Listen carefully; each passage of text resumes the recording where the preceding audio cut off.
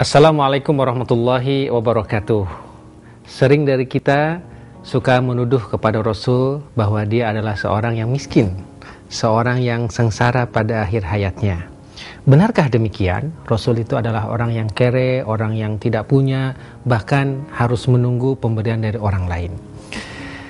Tampaknya jikalau kita membaca sirah Rasulullah SAW dari awal sampai akhir, kita akan mendapatkan bahwa Rasulullah SAW adalah orang yang mandiri, orang yang mumpuni, orang yang kaya, bahkan menyuruh kita untuk menjadi the have. Karena kata beliau, faqidu syai' la yu'ti. Orang yang tidak memiliki itu tidak mungkin akan bisa memberi. Kesalahpahaman kita terhadap Rasul, biasanya kita mengkaji sirah Rasulullah SAW menjelang kematiannya saja beberapa hari.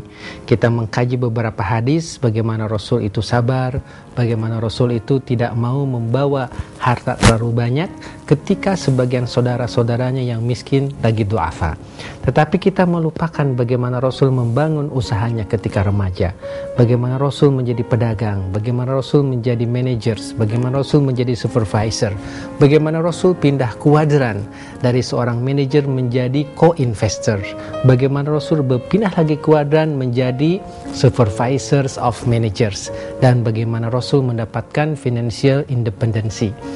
Ini kita lupakan, tetapi terkabur dengan bagaimana Rasul hendak mencontohkan kepada umatnya untuk menjadi orang yang sederhana, orang yang sabar ketika kurang dan bersyukur ketika berlebihan. Mari kita lihat sedikit apa yang ada dalam diagram berikut ini. Rasulullah SAW adalah seorang yang memiliki sumber income yang begitu banyak, baik dari sisi fai atau pampasan perang tanpa pertempuran, seperti beliau mendapatkan begitu banyak harta dari pampasan Bani Nadhir. Demikian juga ada bagian disebut dengan as-saham, yaitu bagian yang di luar 1/5.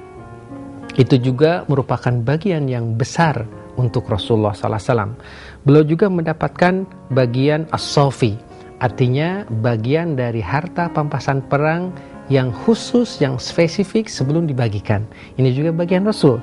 Demikian juga Rasulullah SAW mendapatkan bagian tanah tertentu, seperti halnya bagian tanah Fadak. Rasul juga mendapatkan bagian dari hadiah, walaupun Rasul tidak menerima sedekah dan tidak berhak untuk zakat. Nah, harta ini merupakan harta yang sangat-sangat banyak sekali.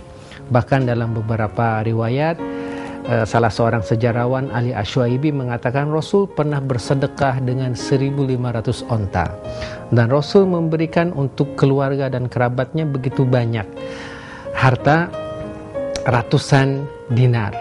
Dan ini merupakan indikasi yang sangat jelas bahwa Rasul adalah seorang yang dahaf. Nah, tetapi karena Rasul itu orang yang tidak sabar melihat kemiskinan umatnya, yang tidak ridho melihat orang masih lapar, kecepatan spending Rasulullah SAW jauh lebih besar daripada kecepatan masuknya harta ini.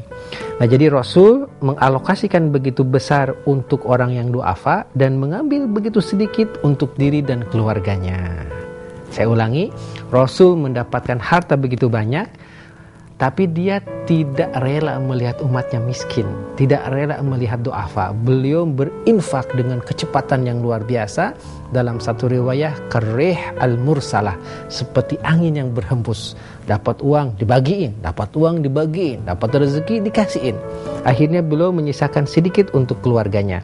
Kenapa? Karena beliau memiliki sifat people first mentality, people first priority. Dahulukan umatku, ummati, ummati, ummati.